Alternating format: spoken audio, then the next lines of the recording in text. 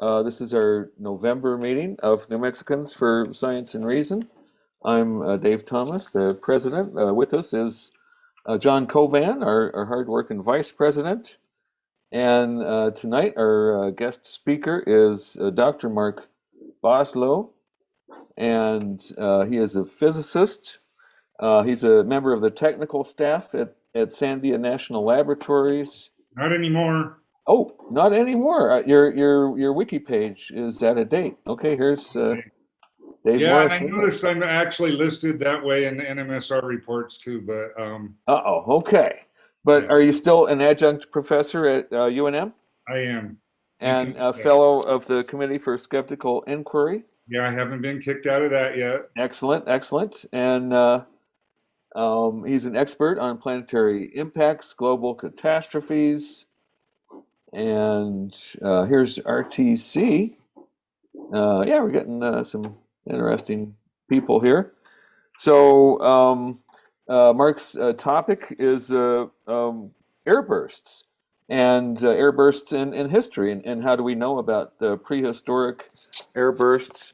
And that's going to lead into talk about this new paper that came out in Nature's Scientific Reports about a possibility that an airburst caused what we know of as Sodom in the Bible, and then I've got some comments about some of the criticism, and then we'll have a panel. So take it away, Mark.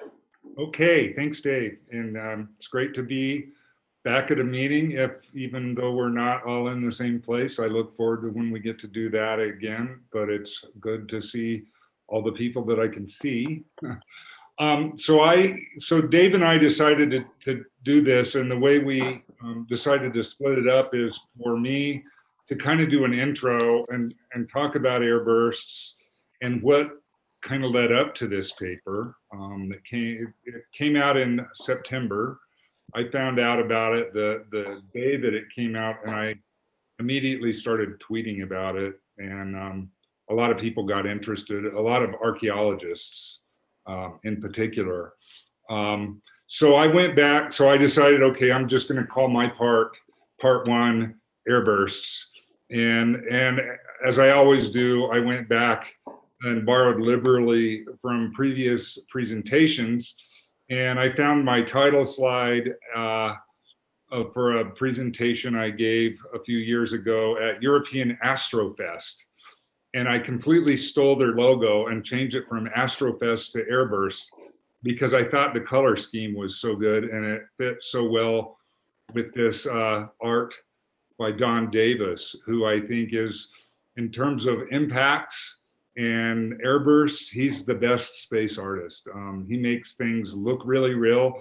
And also, in a couple of cases, he's actually used my computer simulations as his guide, and this is one of those cases. So this is his depiction of the Tunguska explosion, an asteroid or cometary fragment that came into the atmosphere through atmospheric drag. It broke up, and then its kinetic energy was converted to heat and pressure, and you ended up with this big incandescent fireball that continued downward, pushing a shock wave ahead of it. So you can see the shock wave, he's got kind of this thin shock wave that's hitting the surface.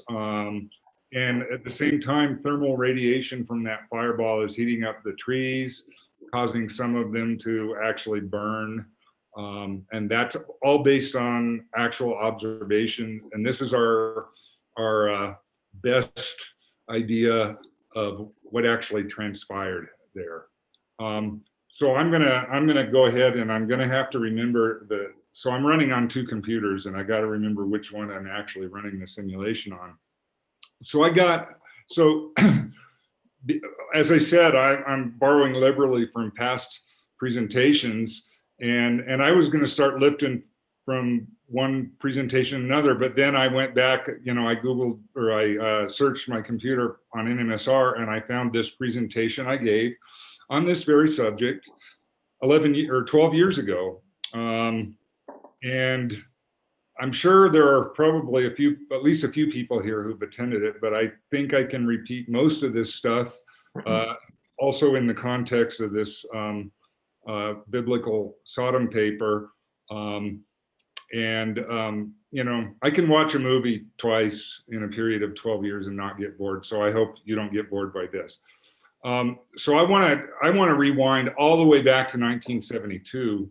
When I was with my family, I was in high school, and we were on vacation in the Tetons in August of '72, and we drove up to this viewpoint on the lake, and everybody there was really excited. They had just seen a UFO fly over, and that's all anybody could talk about. And I talked to several people, and they were convinced that they had seen a UFO. And it actually wasn't for a couple years after this that I saw a story. There was and they actually had a video of it, and that was the very first time I'd seen the video. And it was a meteor. It was a small asteroid that had actually punched through the atmosphere. It was on a hyperbolic orbit, so it didn't really skip off. It just had an orbit that had a curvature less than the curvature of the Earth. So it descended, and then even though it was in this, you know, concave curve, the concavity was less than the convexity of the Earth. So it gained altitude and it went out and it left, and it's still out there somewhere, which I find fascinating. There is an asteroid, and probably many asteroids, continuing to orbit the sun that have fusion crusts on them from the surface being melted from passing through the Earth's atmosphere. And also, certainly this has happened with Venus and Jupiter and other planets with atmospheres. Oops, pushing, I'm trying to control it from the wrong computer. So here's that video, and I say video because that's how we do it now, but this was Super 8 film camera, what we used in the olden days. And you can see this incandescent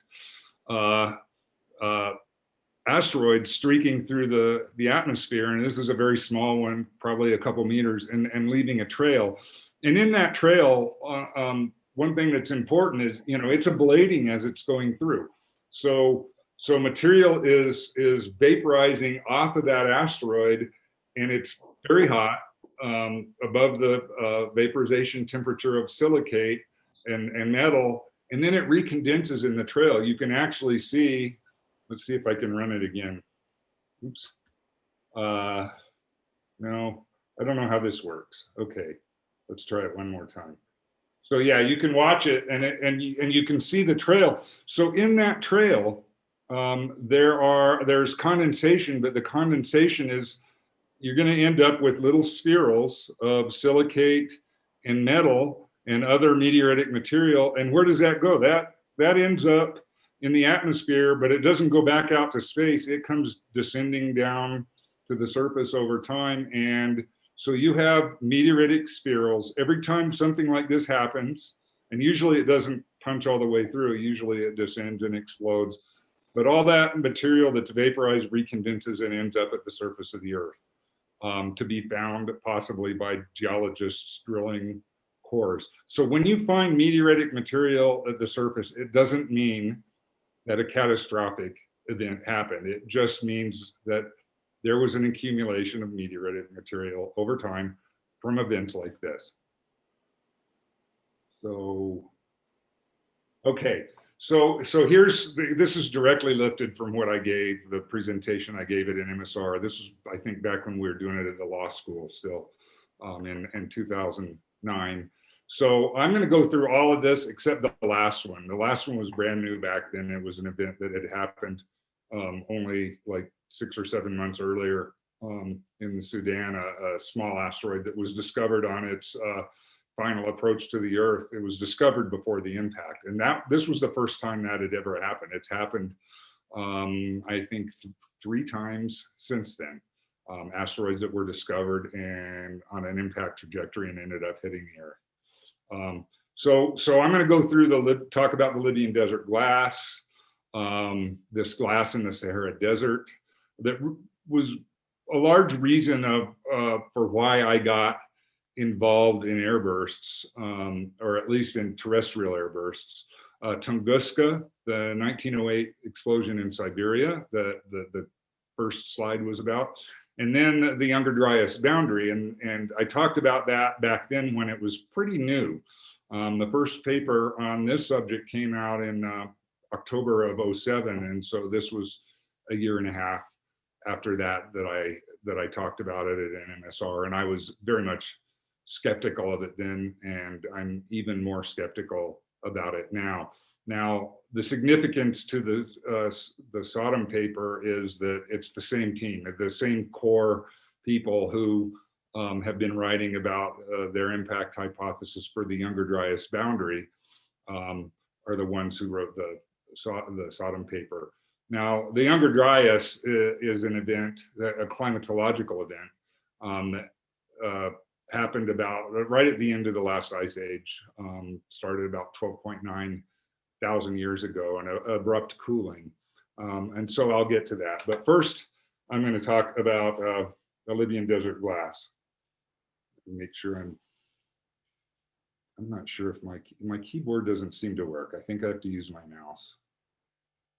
So, so the nature of airbursts, I quoted this way back then, and it totally applies to the Sodom and Gomorrah paper. Extraordinary claims require extraordinary evidence. Carl Sagan popularized that. He didn't, the concept didn't come from him, but it's very much true in, the way that most scientists practice science is like, come up with a simple explanation first. If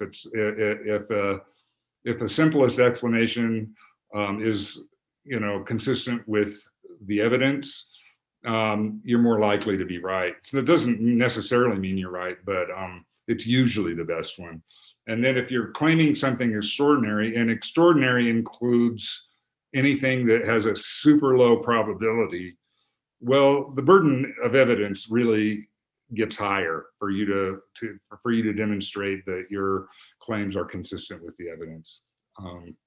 So let's see. Okay, so Meteor Crater is a good example of that. So, Meteor Crater, Arizona, we don't live too far away from there. Most of you have either been there or flown over it. And if you fly to LA, you pretty much fly right over it. You can see it from the airplane. It's a big hole in the ground. It was controversial. People didn't know if it was a volcanic structure, or if it was some other kind of explosion, or if it was a meteor. And there's actually a great essay by G.K. Gilbert, who was the first director of the USGS, who went there. And it's really a good exercise in explaining how the scientific method works. So I really recommend that essay, which I'm sure you can find online. If not, contact me. I have a copy of it. But he goes through all the arguments, and he ends up concluding that it's not an extraterrestrial impact. He ended up being wrong because science is so conservative. But the evidence kept building that it really was from an extraterrestrial impact. And it wasn't until 1960 until it was really conclusive that it was from an impact. And that was because of Gene Shoemaker, who found minerals, shocked high pressure phases of silica, cosite and stishovite, that are only associated with very high pressures, the kind of pressures you would get from a hypervelocity impact or a nuclear explosion. And that's the way we want it to be. I mean, I know people get very frustrated when scientists are slow to accept things, but we demand extraordinary evidence, and we got it in this case, and we still demand it. So, not all impacts are into solid surfaces. Meteor Crater is an example of something making it all the way to the surface of a planet that has a surface. But Shoemaker-Levy 9, the comet crash in 1994, was a comet that hit a planet that doesn't have a solid surface. Its atmosphere is supercritical, meaning, you know, it just gets more and more dense as you go down all the way to the core. There isn't really what we think of as a surface. So when the comet had broken up into 20 some odd fragments, and when those fragments hit Jupiter one by one, they really got swallowed up by the atmosphere, and they ended up exploding. And because they could plunge so deeply into Jupiter's atmosphere without hitting anything, it was a tremendously big explosion. Comets of a similar size, if they hit Earth's atmosphere, they would lose a little bit of atmosphere to it, but they would hit the surface and make a big crater. Oops. Okay, let's get back. So this was really my first foray into modeling of impacts, and I was working with my colleague David Crawford, who with him we were able to get time on what was then the most powerful computer on Earth at Sandia National Labs. Sandia really pioneered massively parallel computing, and this was done on a computer we called the Intel Paragon. This was, what's that, 27 years ago, and Moore's Law, you can imagine that's not, you know, by today's standards, that's not a particularly powerful computer, but this is what we were able to do. And this really was the first 3D simulation of this scale ever, using hydrocodes that were developed for modeling nuclear weapons. And what we learned by running these simulations was that because the impact was projected to be on the far side of Jupiter, but just barely over the limb, over the horizon as seen from the Earth, that because of this backfire effect, the object, you know, the comet fragments were coming in at about a 45-degree angle from upper left to lower right, pass beyond the horizon, then pass underneath the cloud tops and then explode. But our simulations predicted that there would be this backfire effect, that it would send vaporized cometary material back up over the horizon. So it's kind of like in the movies, you know, when you see an airplane or a helicopter crash in a movie, fictional movie, you know, they don't actually crash the helicopter, they just let it go behind something and then a big fireball comes up. Well, that's what it was going to look like. And we actually made the prediction and published the prediction. And sure enough, that was what it was observed. This is a series of images from a Hubble Space Telescope, which, because of our simulations and because of our insistence that something would be visible, the Hubble Space Telescope imaging team was looking and hoping to see something, not really expecting to see something, because I don't think they fully believed us. But this is the fireball. This is a sequence of images showing this plume rising over the surface. And the reason that you can see it is not because it's glowing, it's not incandescent, it's actually reflecting sunlight, because it's full of all this condensation, the same kind of stuff that I said formed the smoke trail behind that Teton 1972 event. So then all those spherules rained down onto Jupiter's atmosphere and sunk through the atmosphere, and maybe they're down to the core by now, I don't know. If Jupiter had a solid surface somewhere down there, there would be a layer of stuff, of this condensate down there.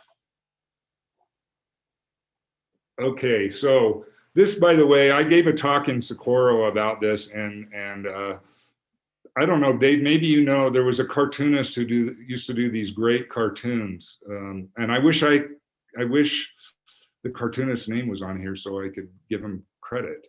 But there used to be a newsletter that came out of Tech that had these cartoons, and I really liked this one, because while we're all watching the comet collide with Jupiter, something is aimed at us. And fortunately, it dawned on us that there were similar things aimed at us. And it was really about that time when people started taking planetary defense seriously.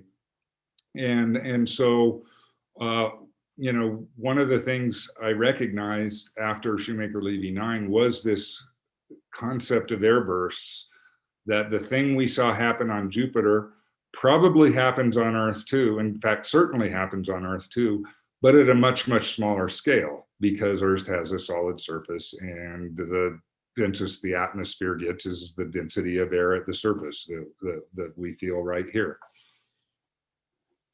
So, so what happens when you get an airburst, a Shoemaker-Levy type airburst on Earth? Well, you get a very strong shock wave. It knocks over trees. You get thermal radiation, which can cause trees to catch fire. And that's what happened at Tunguska in Siberia in 1908. So I ended up taking our Jupiter models and doing a similar type simulation for Tunguska. And on the left panel, you can see that my calculations showed that you should get a plume very much like the Shoemaker-Levy 9 plume on Jupiter, but on Earth. And so, you know, what I have on the left shows this ejection of a plume. It rises, it's on a ballistic trajectory, it comes back down and falls. I also, when I presented this in Bologna in 96, there was a conference called Silica 96 about Libyan desert glass. This stuff I'd heard about, but I didn't know too much about.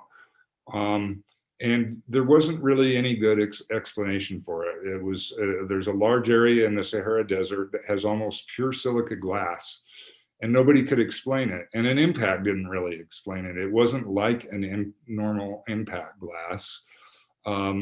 My colleague, John Wasson from UCLA, had suggested, well, maybe it was some kind of airburst. He had seen my presentation on Shoemaker-Levy 9 at this Lunar and Planetary Science Conference in Houston, and he suggested that a similar process might have somehow created like a broiler oven effect. The plume went up, it came down, there was a lot of infrared radiation that heated up the surface. And so I couldn't get that to work. And then I thought, well, maybe if you had a cluster, you could get enough, you know, mass over a large enough area to generate a higher temperature and get even more thermal radiation that would heat it up to its melting point. And so I didn't have access to the Intel Paragon anymore at that point. I had to do this on a desktop computer. So I had to scale everything down, do a 2D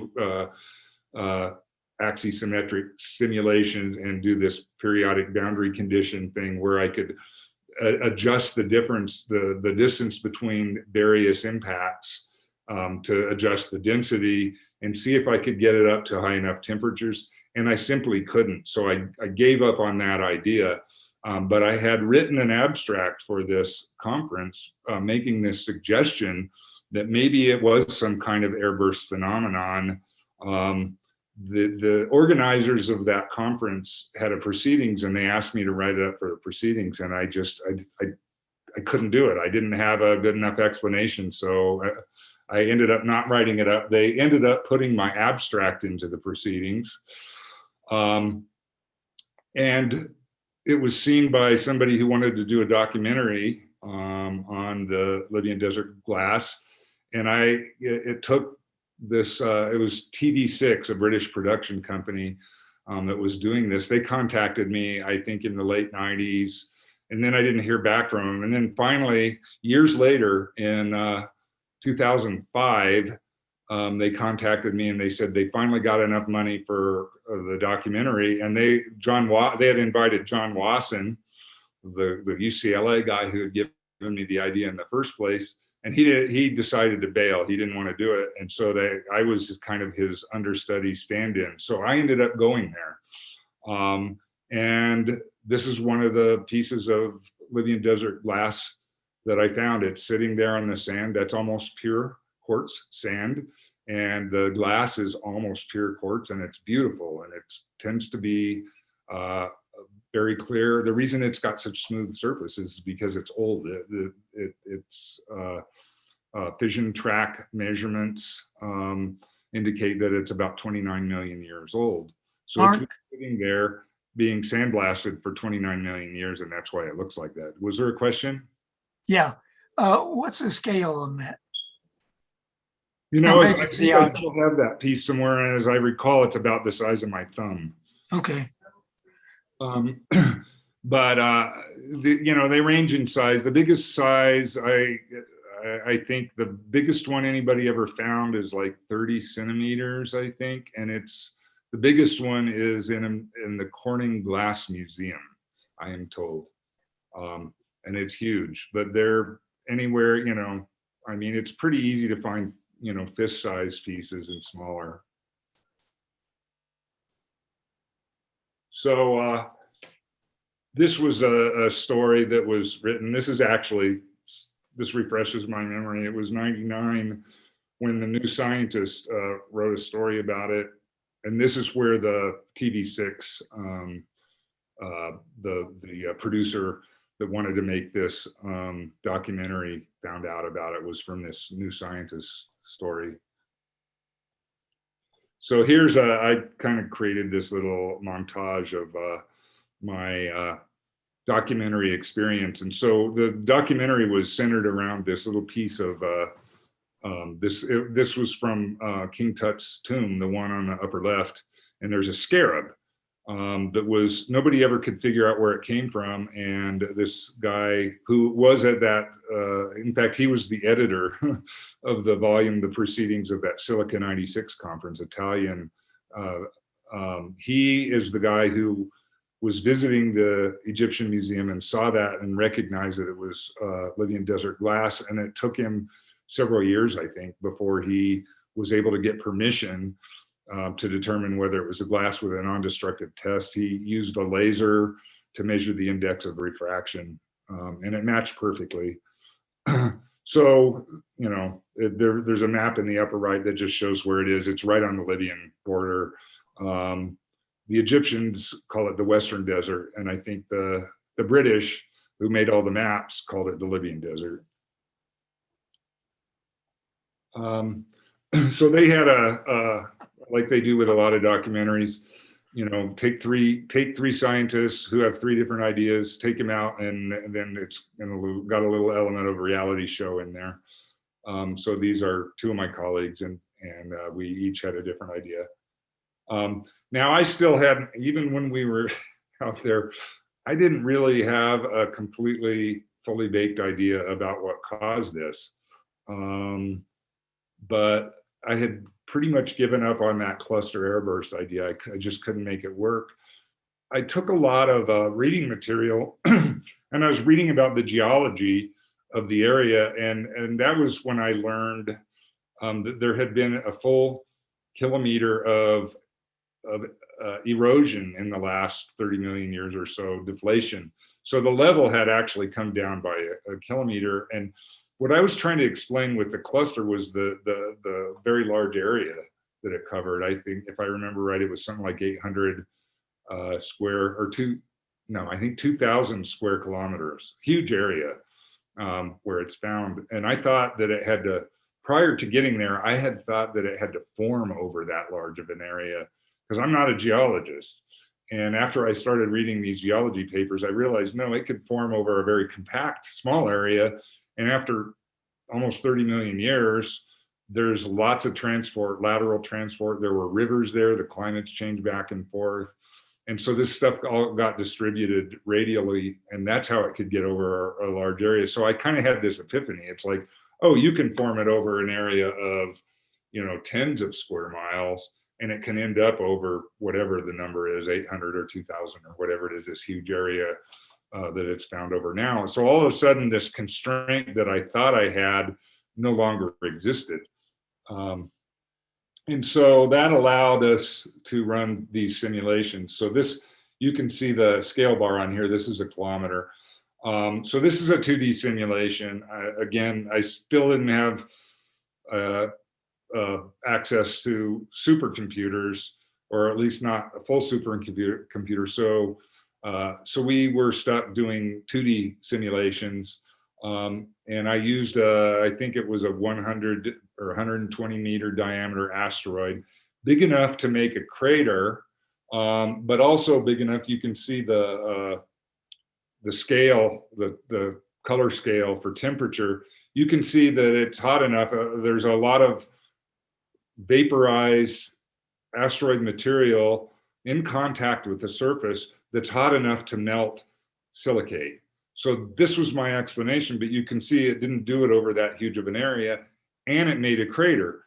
But with 30 million years of erosion, well, the crater disappeared because it's not more than a kilometer deep, and the glass moved laterally to cover the large area. So this really was sufficient to explain the source of the glass. Was an enormous airburst, but bigger than Tunguska. So you remember the Tunguska fireball didn't come all the way down to the surface. It pushed a shockwave ahead of it. In this case, I call this a contact airburst. The fireball actually made contact with the surface. Now the next movie just shows wind speeds. And so you can see this is in centimeters per second. So, it's, once it gets out to a few kilometers, up to 10 kilometers, the wind speed has dropped quite a bit. It's down, it's a strong blast, but it's not supersonic. I mean, it's not the wind itself is not supersonic. The front is supersonic, but the speed of the wind itself is not supersonic. So National Geographic, I call it National Geographic. It was actually TV6. They produced it for more than one broadcaster. It was shown on American TV and on the National Geographic channel. It was shown on BBC and on Discovery Canada. And so this is the animated version.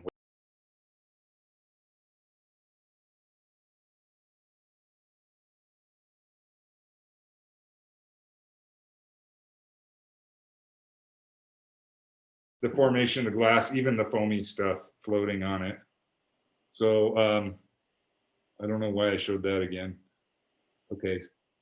And here's another animation. This is the one that I didn't believe, but they wanted to use anyway, and where it broke up, and then you had a cluster of impacts. This was Wasson's idea for explaining this unusual glass in Southeast Asia. And you can sort of see my hexagonal symmetry that I did with my periodic boundary conditions.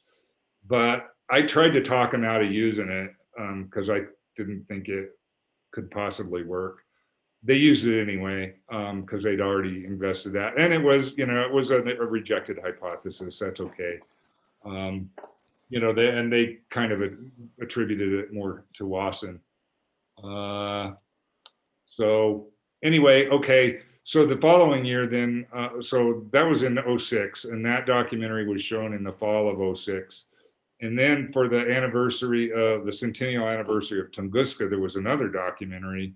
This kind of shows our idea of what happened at Tunguska prior to the ability to run these hydrocode simulations, and they're completely wrong. I mean, they're right in the sense that, well, it descends and then it explodes, but you don't have, you can see on the right-hand side, you can see stuff flying upwards. Well, stuff just, you do get that backfire effect, but that's way at the top of the atmosphere. You don't get solid chunks coming out of the explosion. Everything is continuing to go downward.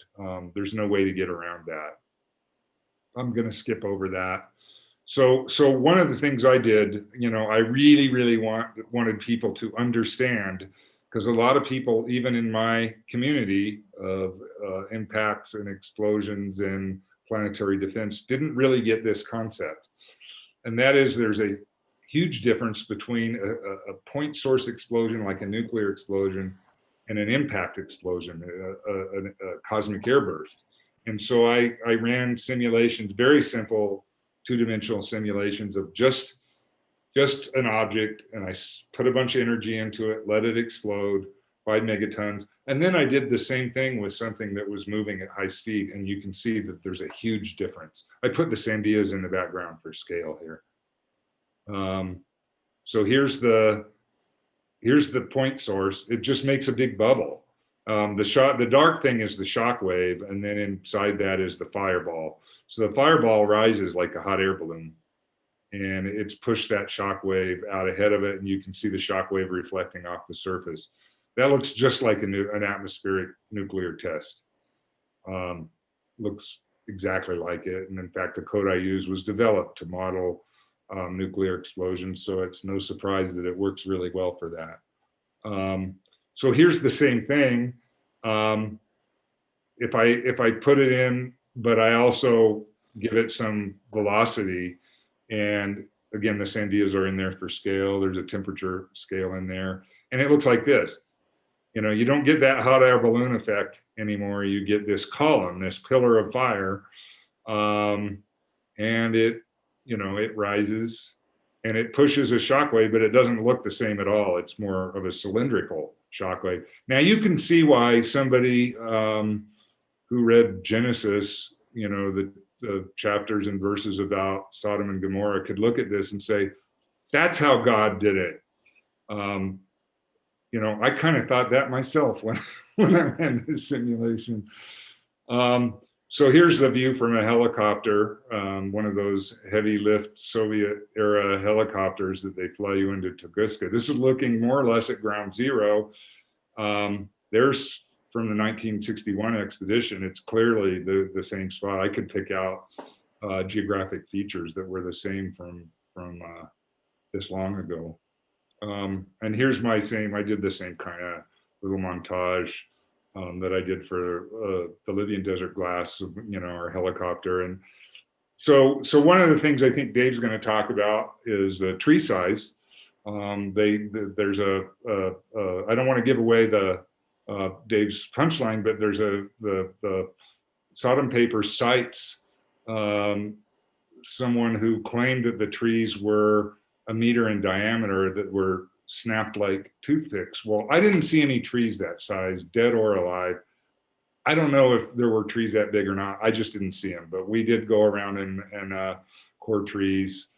We tromped around all over near the epicenter, near the ground zero. I didn't see anything like that.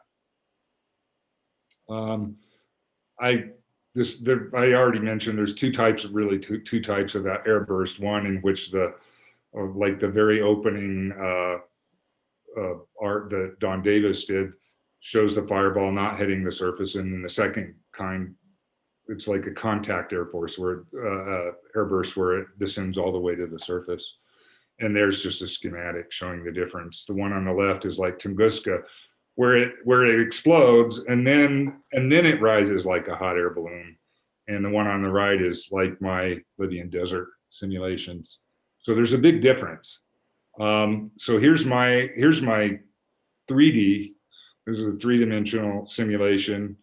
Computers were getting more powerful by the time I got to this. So you can see it's rising, you know, the fireball stretched out. It's not like a sphere, like a hot air balloon, but it is rising buoyantly, and you can see the shock wave in there. So that's a 5 megaton explosion. And that's, I think, very consistent with the observations on the surface. Here's the wind speed. So you can see the wind, the shock wave fanning out across the surface. And you can see my wind speed scale on the left. You know, the wind speeds don't look particularly high, and they're not, but this is kind of like the mean wind speed assuming zero topography. So there are concentrations, places where you do get higher wind speeds, but these are like hurricane force. You know, the yellow, let's show that again. Oh, I just went forward and I don't know if I can show it again. Maybe yeah, there we go. I just have to click on the box. So you can see, you know, the wind speed it's not isotropic. It's stronger in some directions than the other, but it's like in the range of 20, 30, 40 meters per second. That's like a low hurricane force, and it's a pulse that lasts, you know, a second or two. It's not sustained wind like a hurricane. so you don't expect it to do as much damage as a hurricane. But the reason it did so much damage at Tunguska was because there was topographic focusing, and the forest also, there's evidence that the forest was unhealthy. It blew down a lot of unhealthy trees with weak root systems. So I did, I compared, I made a composite and compared it to the map of the actual tree fall area on the left there. And that matched pretty well. And one of the things that's important is that there is this epicenter, this donut hole in the middle where the shock wave came directly from overhead, and it didn't have any lateral component of speed. It didn't have a horizontal wind, so it couldn't blow anything over, but it stripped the branches off the trees, and that's exactly what's observed at the epicenter of Tunguska. So any model of Tunguska, to be consistent with what was observed, has to have that donut hole, has to have an epicenter. Here's my 15 megaton simulation. The fireball barely gets to the surface, but there is a horizontal wind component at the surface. In addition to that, very short contact of high temperature, but not super high temperature. It's not high enough to melt sand, but it's high enough to completely incinerate trees. That wasn't observed at Tunguska. So here's my wind simulation again with the same scale, and you can see sustained winds at what would have been the epicenter, that donut hole, didn't exist in this. The winds continued to be very high and also very hot, but just at that center, within a few kilometers of ground zero. And there's my map, my own map. And you can see it looks like there might be a donut hole, but if you look, it's got color in there, which means it still had high winds. So you wouldn't have standing trees, and you wouldn't have unburnt standing trees. So that's why I think 15 megatons is too high for Tunguska. Tunguska has to be significantly lower than that. So I'm gonna briefly talk about this Younger Dryas idea. And so this was first published in 2007, and I don't think it was a coincidence that it came right after the showing of that National Geographic documentary about the Libyan desert glass, because in their press conference in May of 2007, that was not much more than 6 months after that documentary was shown, and they actually invoked the documentary. So here's the press conference, and I'm sorry I don't have sound on this, but I'll tell you what he's saying. This is Alan West. Okay, oh, there it goes. So Alan West, Rick Firestone, the lead author to his right, and he shows us that very scene, the one of my hypothesis that I had rejected. Well, I should say John Wasson's hypothesis that I modeled and I had rejected. And he said, this is what we think happened. This is what we think happened over North America. This explains our model. And so in some ways, one of the reasons I think I've been so much of a critic is I kind of feel partially responsible for them embracing this model that I created, but didn't believe as the basis for their hypothesis. So let's see. So the next thing, and I'm not going to go through this whole documentary, and all these documentaries you can pretty much find on YouTube or online somewhere. In the fall of 2008, I was asked to be the skeptic on a documentary about this Younger Dryas hypothesis. And so that was filmed at Sandia in 2008 and broadcast in the spring of 2009, only I think a couple months before that, this presentation, the first time I gave this presentation to NMSR. So now jumping all the way to the present, skipping 12 years, it's now almost 2022. So Ken Fraser asked me to write this up for Skeptical Inquirer, which I did. It will be published in the January, February 2022 issue of Skeptical Inquirer, which should be in your mailbox by the end of next month. So it's already gone through galleys, and so this is the final version, or close to the final version. So I just have a couple more slides before letting Dave talk. And this is one of the first things. So this is actually figure 53 from the Sodom and Gomorrah paper, and you might recognize it. It's my simulation. It wasn't from one of my papers. It was actually from a presentation I gave, but apparently they didn't carefully read my paper or my description of my simulation, and they didn't ask me.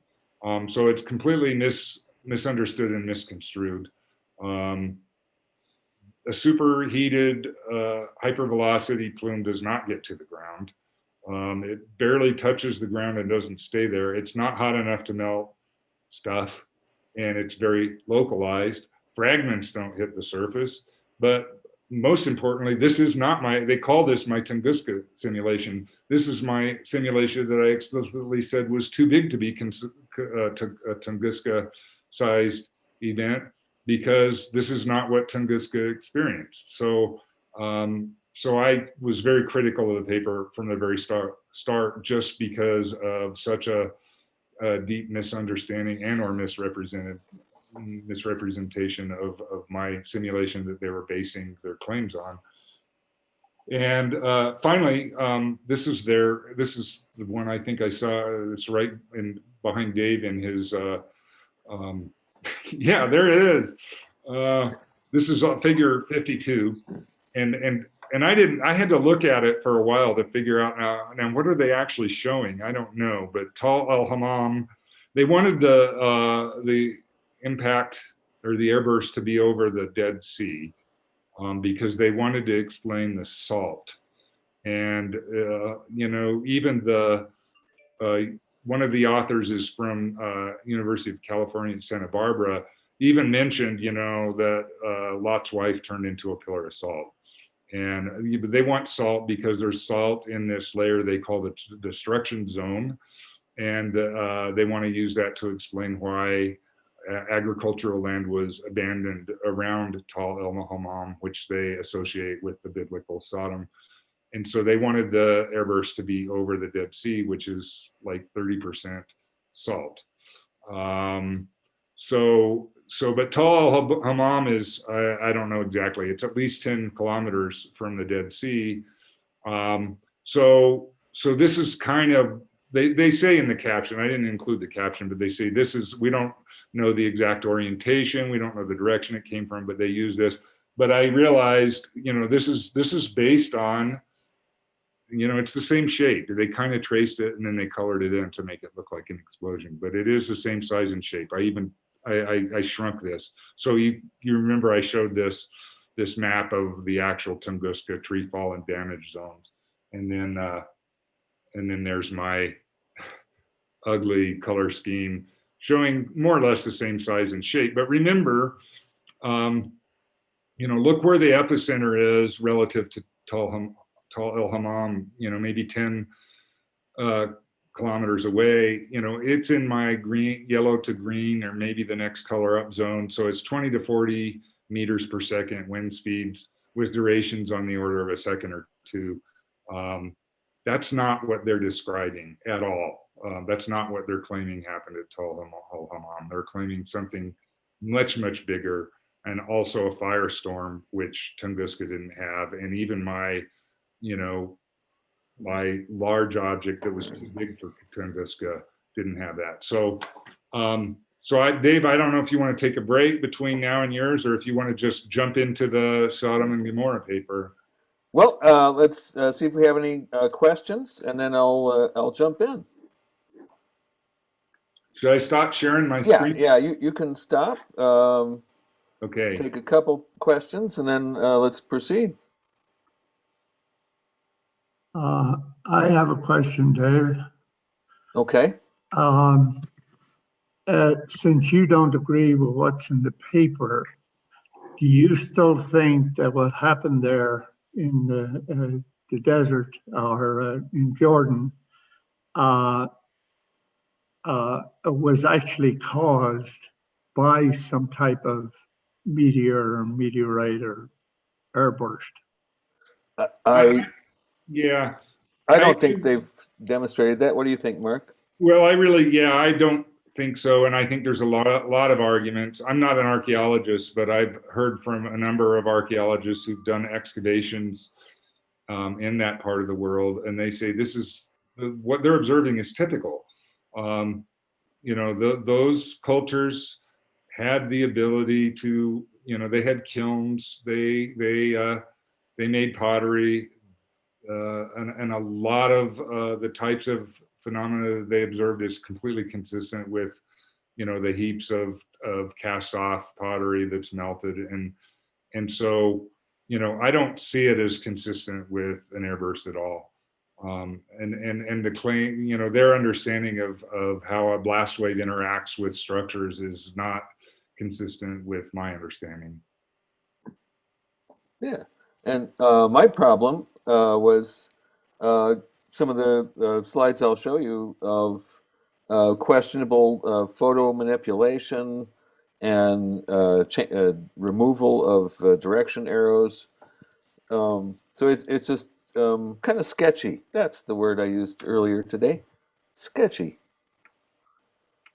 Okay, anything else before we get into the paper itself?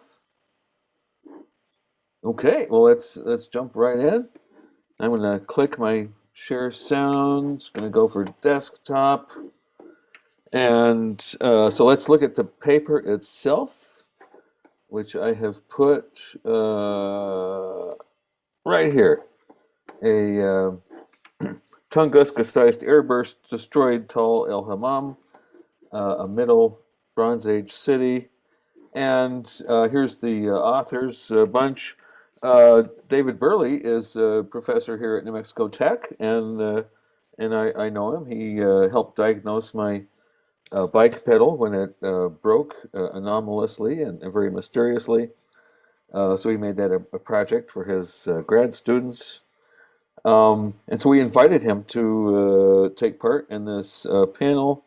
And initially he thought he would sit in for a little bit. Then he didn't realize we were going to actually talk about the thing. So he declined. But then we invited any of his co-authors to present. And I don't think they wanted to because of NMSR's reputation. But I said, if anybody wants to do a video statement, we'll play it for the audience. But nobody took me up on it.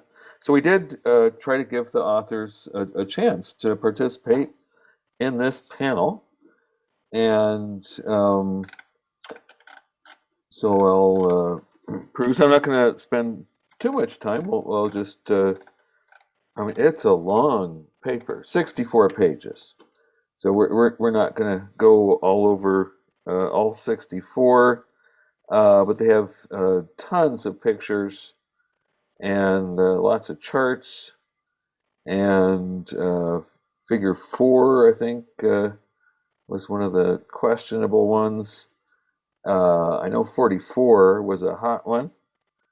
Multiple burned layers. So they're, taking things like ash deposits and trying to say how it could be evidence of a catastrophic airburst. Okay, we got a new person entering the Zoom, and I'm okay. Oh, hang on. I'm trying to let a new person in, and Zoom isn't letting me. Okay, there we go. Alrighty, and those bells that you hear are people as they come in. Okay, so we're continuing to look at the paper. Just tons of graphics and melted things, melted clay. 14, no, that's I think 15. This is one of the ones. This one had some severe problems that Elizabeth Bick dug up. She's a image expert and a retraction watch expert. We'll talk a little bit more about her. And then let's just sort of skip over to, there's some microcrystals. See if we can get to 44. Yeah, I'm just going to skip all the way to, oh, I'm still having to download. Okay. And here's one of the bones of contention is this picture, and you see that arrow says north, but these shadows are sort of indicate, well, the sun is in the north, and in the Middle East, where this supposedly happened, the sun's not going to be casting shadows like that if that really is north. So that's one of the bones of contention. So let's switch over to one of the chief critics, in addition to Mark Boslough, is Elizabeth Bick. And she's a Dutch microbiologist. This is her Wikipedia page. She's done a lot of work detecting photo manipulation in scientific publications, and thousands of cases of research misconduct. Pretty interesting stuff. Recently, she got involved in the COVID-19 hydroxychloroquine. And this scientist, Didier Raoult, wrote a paper which she questions. Raoult's lawyer sued Bick. Several citizens for science type organizations rose to her defense, and a petition signed by thousands in her support. And so now she's picked up on el-Hammam. And this is a blog by Paul Braderman, who's one of our NMSR people across the pond.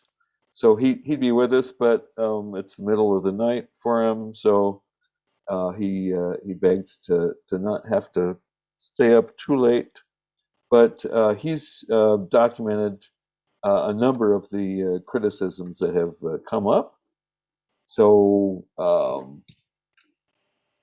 and I believe on NMSR's meeting page, I have a link to this article and to Blast in the Past. This is Elizabeth Bick's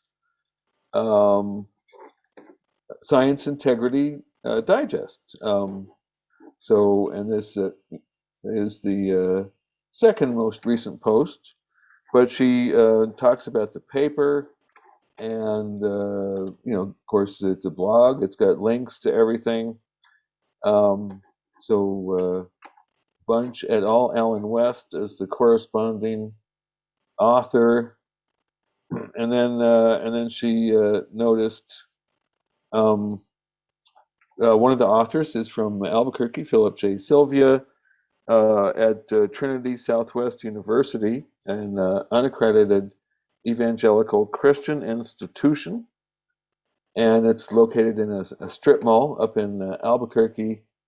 Of course, el-Hammam is prominently featured. It mentions Mark Boslough, who brought this to Elizabeth's attention, and so then she goes into some of the image concerns. And here's that picture 15 I showed you. And there's figure 3.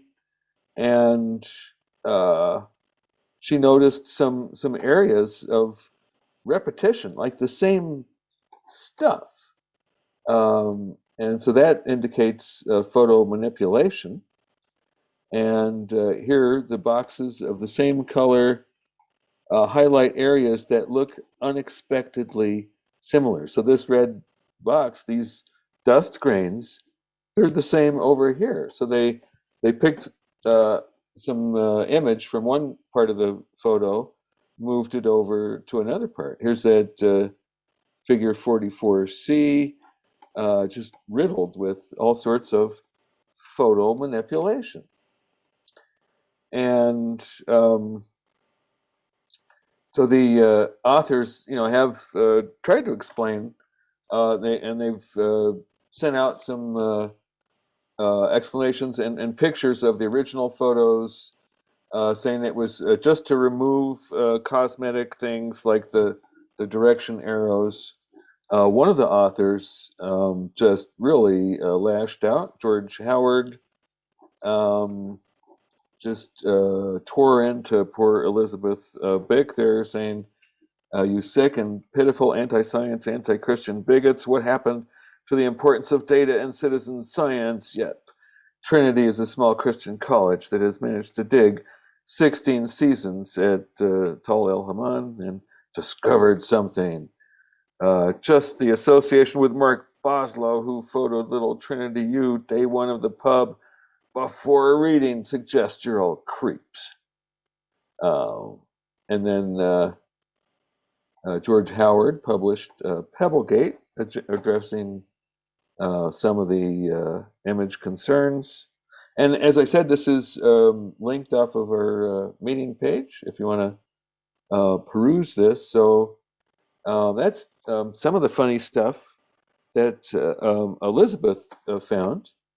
And then, so when I corresponded with Dr. Burley here at New Mexico Tech, he said, here's our explanation that the authors have sent out about altered images.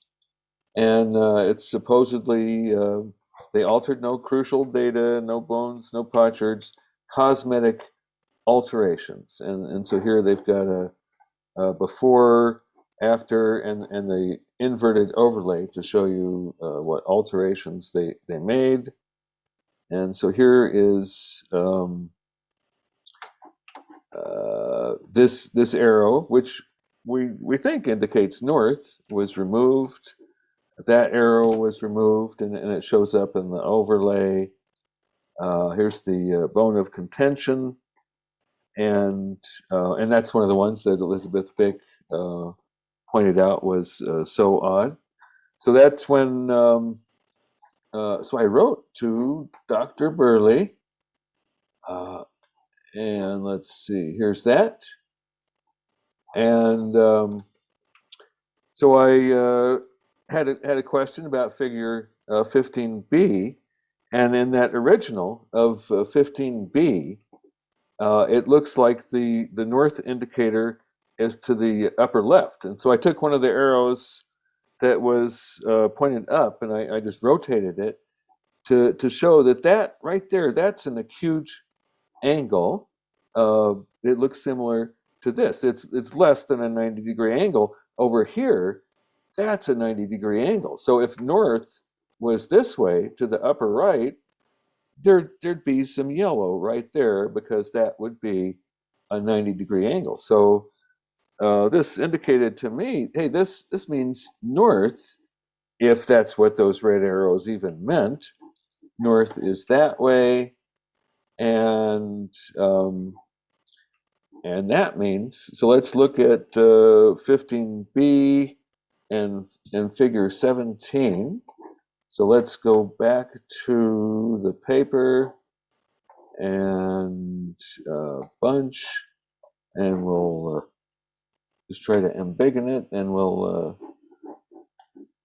embiggen, and we'll look for 15B. 15.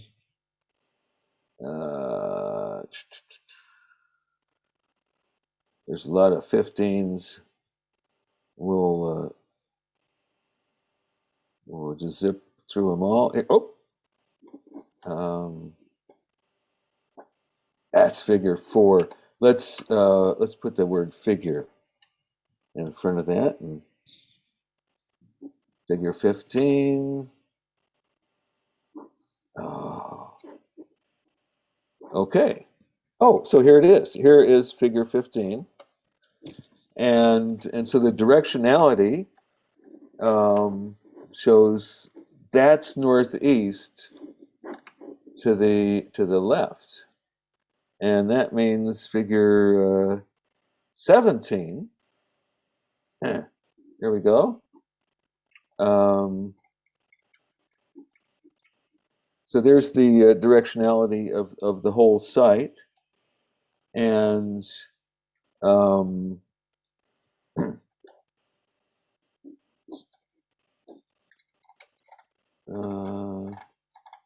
18. Let me just see where. Oh yeah, that's shocked quartz. So anyway,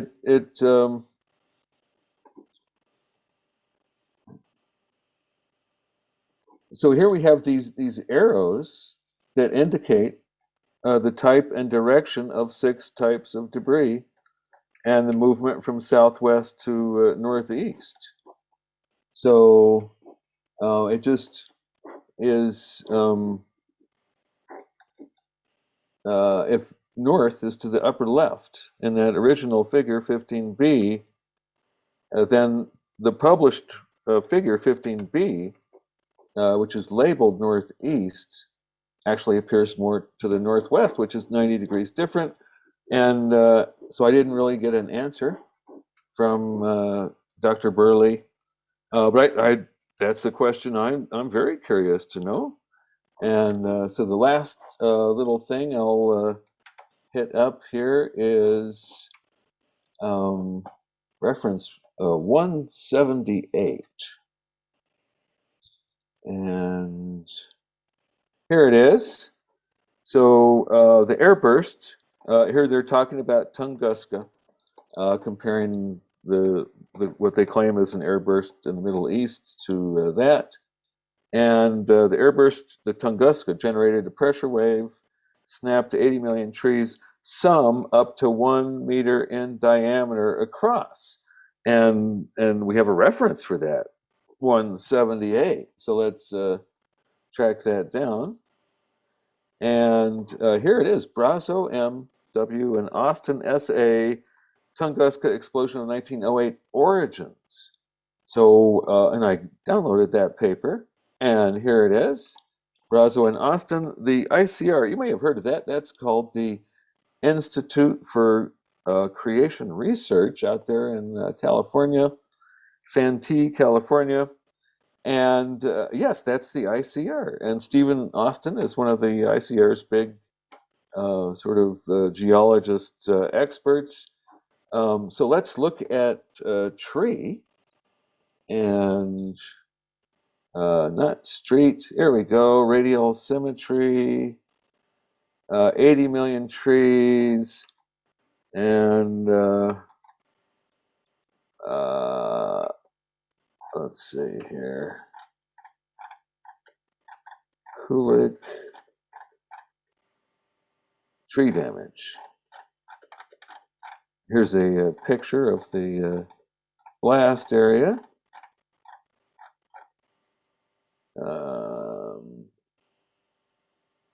Yes, here's the citation. So Kulik is a scientist who was one of the early Russian. He actually worked at a museum, sort of like a mineral museum could be. So he was sent out to find out what the heck happened at Tunguska, and he told somebody that he saw an area where trees up to 3 feet in diameter, that's about a meter, had snapped like toothpicks. So this is what was being cited in the Tall el-Hammam paper, and so we're almost there. Let's just see where Kulik is in the citations, and then we can actually, track this down to the original source of the citation. So we go down here, and here's Critic. He was one of the people that wrote about Tunguska, and there's nothing after Critic and before Lemire. There is no Kulik. There's no reference. This is like an anecdotal story. So here we have this shocking paper that's making headlines, and a key piece of evidence that these meter-wide trees were snapped like toothpicks turns out to be the Institute for Creation Research, and it's pretty much an anecdotal aside in the article. And just one more thing, Geoscience Research Institute, which apparently is connected with the good old Institute for Creation Research. Okay, so we just pop that into the Google, and here it is, GRISDA.org, and so it's GRISDA is Geoscience Research Institute of the Seventh-day Adventist Church. So it's actually linked with the Seventh-day Adventist Church. I had not realized that the ICR, Institute for Creation Research, was that tied in with not just evangelical Christianity, but Seventh-day Adventist in particular. So that's that.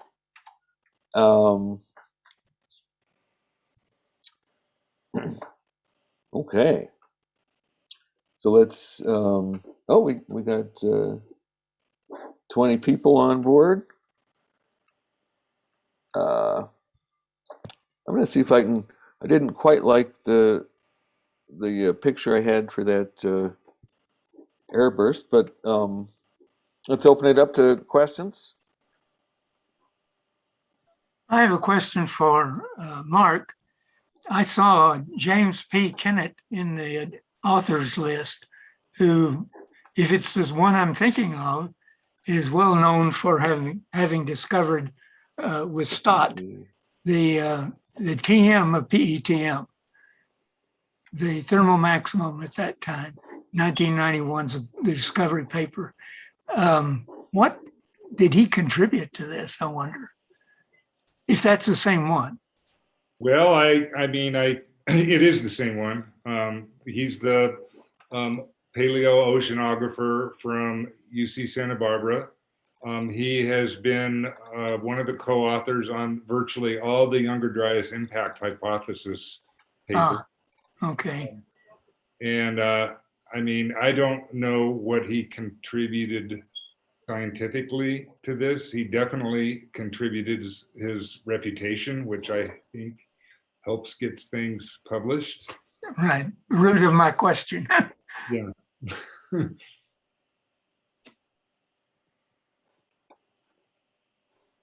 Okay. So scientifically, yeah, I don't know what specifically. I mean, they do at the bottom of the paper. They do list various contributions, but it's very, it's a very coarse list. Like,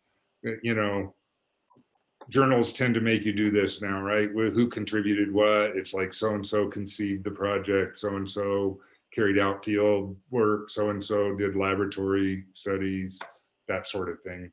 So, so it says on the paper, what his technical contributions were, but I don't recall.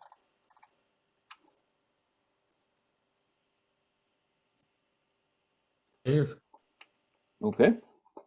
Dave, this is Austin. Can you hear me? Yes.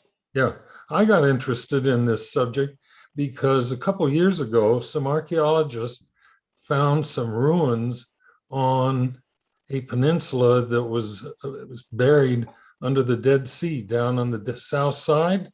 They even gave it the same name, el-Hammam. And because it looked like it had been destroyed in very short order, they postulated that a meteor had smashed it, giving rise to the legend of Sodom. However, the new one, the new el-Hammam, is way up north. It's north of the Dead Sea. This is a separate place, and these people who wrote the article don't even mention that there might be a competitor for the title of Sodom. Wow. Well, it seems like they were scooped. I would love to see a reference to the first Tal el-Hammam. I do know, though, I in some of my reading about this, there is a debate among biblical archaeologists as to where the real Sodom is. And I do know that one of the candidates was to kind of, I think, the southeast of the Dead Sea. I think that like the leading candidate was there for reasons I don't know or I don't recall, but I didn't recall that it had the same name. It had the Or same that name. somebody Right. had suggested a name. Exactly. Yeah. Anyway. Yeah, if you can provide a source where or information where I'd love to read about that. I'll have to go back, but I do remember vividly that they described a very large city. Yeah. It collapsed very quickly, but they did not say that a meteor had struck it. All they said was it's a hypothesis. Okay. Right. Well, maybe there's a lot of Sodoms and it's like God playing whack-a-mole. Very good. He gets one and another one pops up somewhere else. I'll try. I will chase down. I'll try to find the reference. Okay. Thank you. Okay, I found that picture I was wanting, so I'm going to do one more quick screen share, and that is, let's see here. So here's the figure 15B, I think, or C, from the paper. Definitely shows the northeast is in that direction. And then that the palace, that location, the arrows indicate, kind of to the upper north. But the problem here is in the here's the altered image. So the original, and that shows that little corner that sure looks like north is pointed that way, and not that way. And let me go back to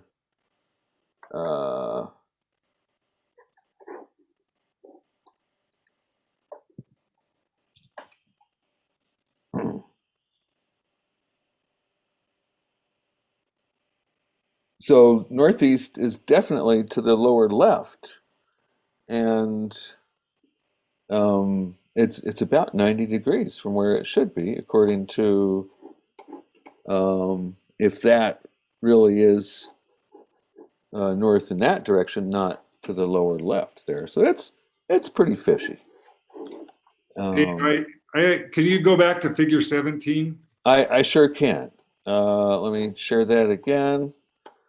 So I had, whoops, I got about 3 apps going here and several windows. Here's 17. Yeah. Okay. So just from a purely, even if you don't know anything about the subject matter, you don't have to know anything about the subject matter. You really only have to understand how science is normally done. And what I see in this map is I counted 20 arrows. There's 5 different locations, and there's 6 different pieces of evidence. There's 6 possible different directional indicators at each location, although each location apparently does not have all 6. Some only have 3, one has 4, or actually 3 have 4 and 1 has 5. But if you add them all up, there's 20. And they all, to my eye, they all point exactly the same direction. I mean, there's no variation whatsoever, which already seems funny. I mean, we already know that at least 7 figures were photoshopped. The 7 figures were photoshopped without, actually this one was photoshopped. If you look down at the bottom in figure 17, it says adobe.com products photoshop.html, created by the authors using Photoshop. But this is a data slide or data figure. But anytime I've ever seen data like directional data for something, usually there's at least a little bit of variation. You know, it almost looks like, you know, they created these arrows, inserted one, you know how you do it in like PowerPoint, where you just want to, you know, make a whole bunch of something, you just cut and paste it and then change the color, whatever, it's all always pointed the same direction. That's kind of what it looks like. And the thing that's troubling to me is there's nothing in the paper except there's only about 3 figures where they even say anything about the direction taken from what they call blowover or melt, you know, pottery. Their directional debris, I think, is the one, you know, the one that that figure, whatever it was, I don't remember the number, the one with the pieces of pottery spread out that had the northeast arrow. That would be, I guess, directional sherds, I guess that one would be. So that arrow was at Palace, and we think it's, according to, you know, what Dave described, that arrow is about 90 degrees off from where it should be based on the corrected figure if they hadn't taken out the north arrow, I think. But I haven't seen any, they didn't show any pictures that directly relate to any of these arrows. I mean, most scientific papers, if they show data, they describe where the data came from. I mean, you'd have to look, that means they have at least 20 pictures, right? At least one for each of these, hopefully more than one. And so, in my opinion, you don't have to know a lot about the subject matter to recognize that there's a problem with this figure. That is extremely sketchy, as you might say. And really, you know, if you do know a little bit about the subject matter, like if you look at the maps of Tunguska tree fall, they don't all line up perfectly in parallel. The trees fall different directions. If you look at the pictures that I showed in my presentation, the aerial photographs of trees that had fallen, they don't all line up perfectly like this. You wouldn't expect that to happen. I mean, there's shock interactions, there's topography that changes the direction of the wind. Why would they all be lying perfectly parallel? And we saw pictures of Tall el-Hammam, there is topography. I would not expect everything to line up perfectly like this, even if you could measure it perfectly. And even if they had presented the data that said where these arrows come from, they didn't do that. Yeah. Well, I think that figure 15, they're trying to say this is why we think this is the directional. But even that, how you get directionality out of these potsherds seems like a real stretch to me. Especially, you know, for something as sensational as trying to prove a cosmic airburst destroyed this area. Yeah, and I get the impression that they don't really understand, you know, how shock waves, air blasts move when you have, you know, reflections. I mean, it's not like a simple, you know, in my simulations, I have just a perfectly level surface. I don't have obstructions, but I have done simulations with obstructions, and you get reflections. And so, you know, if this were in a place where there was a reflection, it might point in a different direction. It might point backwards. And also, you know, if you look at the time, you know, if you say, look at the kind of a movie of the direction the wind is blowing, there's actually a suction phase where it blows the opposite direction. So, you know, if I would think the debris would be scattered out in both directions. That would, if it was on a flat surface with no obstructions to reflect shocks. And this isn't just from modeling. I mean, there's been extensive, you know, tests, experimental tests. So it just doesn't, it doesn't seem consistent to me. It appears to me to be a failure of review and refereeing, among other things. For example, you've got these contour lines around the sites, 2 hills, really different shapes, and that'll speak to Mark's comments about topology shaping the movement of the air. And there's no indication what these are. we've got what appear to be contour lines, no labeling, whatever that I can see. It may be elsewhere in the paper, but it's not in the figure, and that's what people see. And that no referee should let that go. Well, Dave, and you can see, I mean, those are contour lines, but we don't, they don't have them labeled. We don't know what the contour interval is. But also, I think at very back at the beginning, there was a photograph of Tal el-Hammam, and you can see that it's a big ridge, kind of a long ridge shape. Yeah, let's go back to the top of the paper. There's a photograph of it. Right, let's but go back to the top. Yeah. Is that the one? Yeah.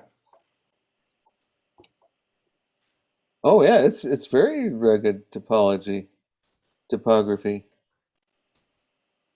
boy, the temple doesn't show up much, does it? Yeah, it's all, I mean, it's all mostly just excavations. The temple, the temple no longer exists. Well, I wasn't thinking about the structure, but looking at the contours, it didn't strike me as there would be that much difference. But of course, not knowing what the contour interval is kind of leaves you at limbo. Yeah. Fascinating.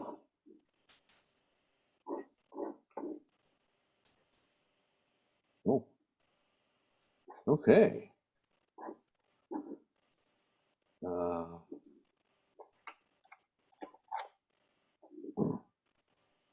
Oops. Let me stop sharing. I was just gonna. Okay. Well, I'd be interested to see how all this progresses if the authors ever do explain some of the conundrums that have cropped up. It seems to me it reminds me of the fallacy that we call assuming the consequent. So they have there's those potsherds they look like they're maybe kind of aligned, and they're saying, well, if the potsherds are aligned, therefore it was an airburst from a meteor. But there's all sorts of things that could align potsherds, windstorms, floods, just the chance way things land when they break and fall. So I think they're making that fallacy, which is Coffee had a great analogy for it. Most billionaires are white males. So therefore, if somebody is a white male, then they're a billionaire, right? Well, no, it just doesn't turn out like that. You can't assume the consequence. So it looks like Constance had a question. Is there any possibility that the Dead Sea was closer to Sodom in those days? So has the Dead Sea moved over historical time? Well, the elevation, the water level definitely has gone up and down. So it might have been closer. It could have been closer for that reason if it had a higher water level. And I know that's all pretty well known. But I don't know the answer to where it was at that time. I think I think they do address that in the paper. I think they do cite legitimate geological research that estimates what the water level was with time and how far the shore was from Tal el-Hammam at 1650 BCE or whatever time it was. Are there historical records that support the existence of a Sodom or a Gomorrah at all? I mean, Aesop records a talking fox who was upset about some grapes he couldn't reach, but I believe he made the fox up just for the story, and it's quite common to make up cities and people and princes and things to make a point within a story. Was there a Sodom and a Gomorrah ever in the first place? Very, very true. This is Austin again. The water would have had to rise to the level of where they postulate till Tal el-Hammam was located. There would have had to have been a huge flood, because from the northern end of the Dead Sea to go north, you go up a hill. The first temple is where Jesus reportedly did the miracle of the wine and the fishes. And you go north, go up higher than that, there is a resort called Sharon of Rose. And you can, if you stay there, you can look back, and it's at least 500 to 1,000 feet higher than the lake level. And if I read the map correctly, the new ruins are even higher above the Rose of Sharon.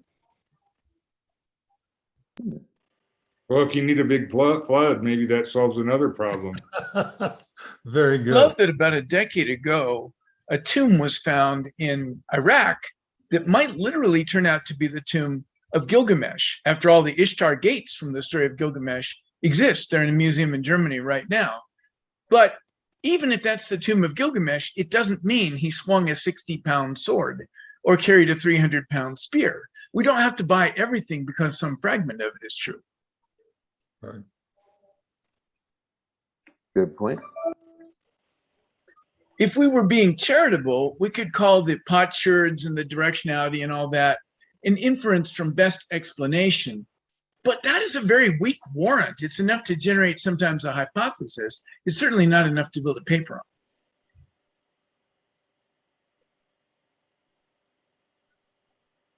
Yeah, And it wouldn't account for the cheating. Yeah, I'm anxious to see the, I mean, there's 20 arrows. They need at least one, piece of evidence for each one of those arrows, right? I mean, what is each arrow based on? Show us the data. How did this get through peer review without them showing the data for each of those arrows? I don't get that. I haven't seen the paper, but does it have supplementary material?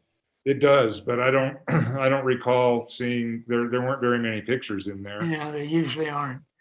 Although it may say something about deposit of the data.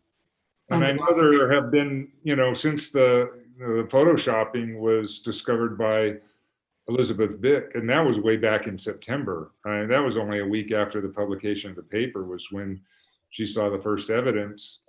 It's been what, 5 or 6 weeks since then, and we still haven't seen the original digital images, and I don't know what the holdup is. I mean, if they want us to see the data, they would have shown us the data, in my opinion, by now. Yeah.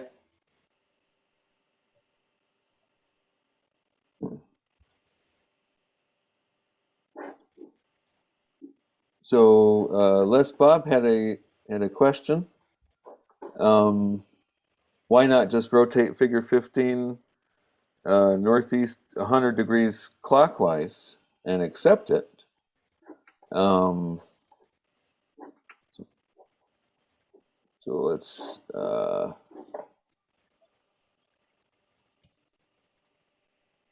figure 15.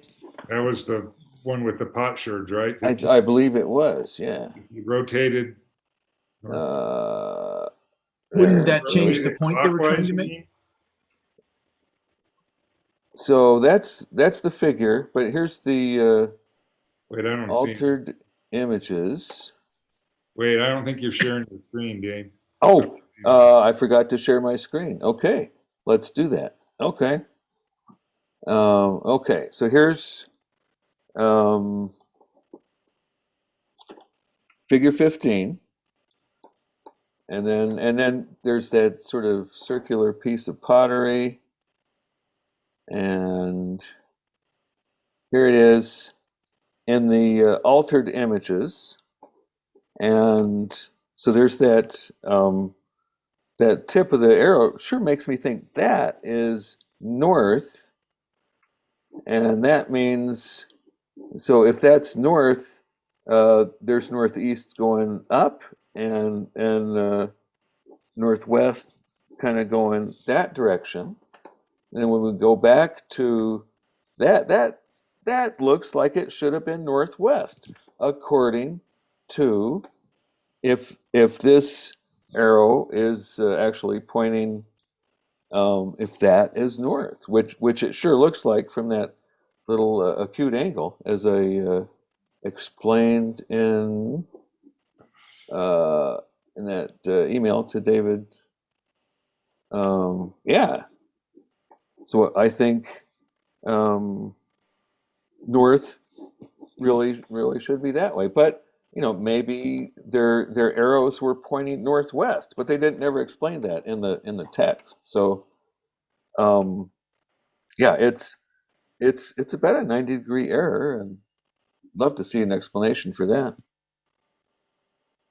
Well, I think the original digital photos would explain everything. I mean, it seems like it would be so easy. It's like, oh, somebody goofed up. Our graphic artist thought he was, or he or she was making cosmetic fixes and isn't a scientist, so didn't realize that you're not supposed to do that. And then nobody caught it, and nobody, so, we'll fix it. We'll replace those with the originals, and we'll settle all the questions that everybody has just by, posting all the original digital images online somewhere where everybody can look through them. And it's like, oh, okay, I see. It was an innocent mistake. That's what I would do if I was in charge. Now, haven't they promised to deliver those original? Didn't West say he's gonna release those? And I think he told me that. Yeah. Yeah, you requested him, right, Dave? Yeah. And so I sure did, and he said, yeah, when we're gonna send them out in a couple weeks or something like that. why send Yeah. them out? Why not just post them on a website, or why not? Yeah. That's a great question. Yeah, let me see if I can. I mean, it would shut us up if Sure there was would. a problem. It's like, oh, I see. Okay, those arrows are north. That's not a north arrow. It's a northwest arrow or something. Or a north. I guess it would be an east arrow to get the. Uh-oh. Shoot, trying to find that email. Here it is, request for image, and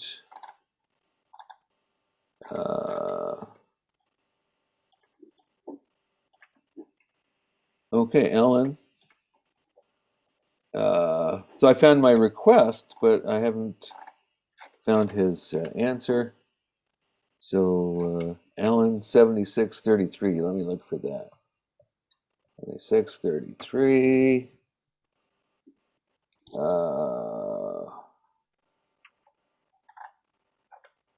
But Mark, if I understand you correctly, even if there were no questions about how the paper was produced, the evidence wouldn't be consistent with the conclusions. They misunderstand the physics of airbursts in the first place. That's right. Yeah, absolutely. Yeah, I think they completely misunderstand the physics of airbursts.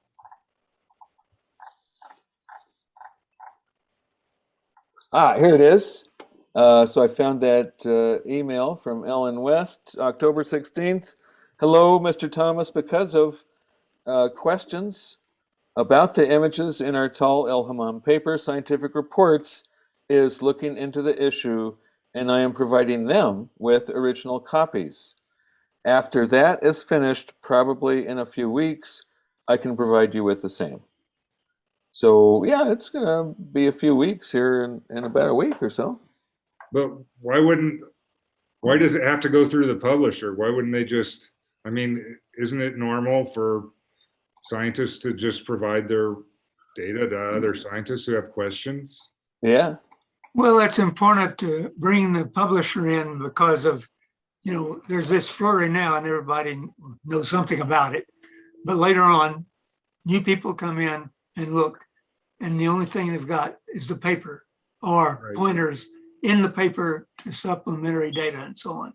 So it's important to bring the publisher in. Oh, I guess I'm not questioning that part, but it's like, why would you need to wait for the publisher's response to send it to, independent scientists? It's just, I mean, you can request materials, you can,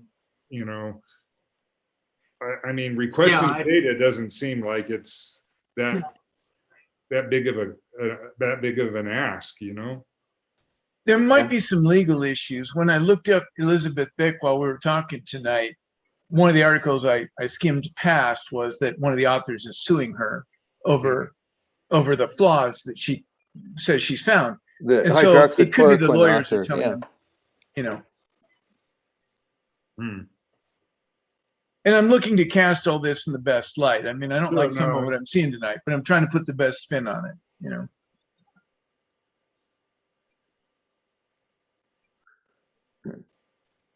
Well, I'll be interested to, see how they defend themselves and how the authors explain the questions that have come up. I'm struck by the fact, though, that the best possible spin on every aspect of this doesn't make it a good paper. Yep. Mark, are you preparing or proposing to prepare a comment on the misinterpretation of? Well, I was sort of hoping, I do want to, I'm thinking more and more about that now. I was sort of hoping that they would release the images. I wanted to hold off until I could see, what is their evidence for those arrows in figure 17? Yeah. And, but, it doesn't seem like that's happening very fast, and it seems like comments need to be published pretty quickly after a paper is published for them to have any significance. So it seems like it's probably time to do that. Yeah.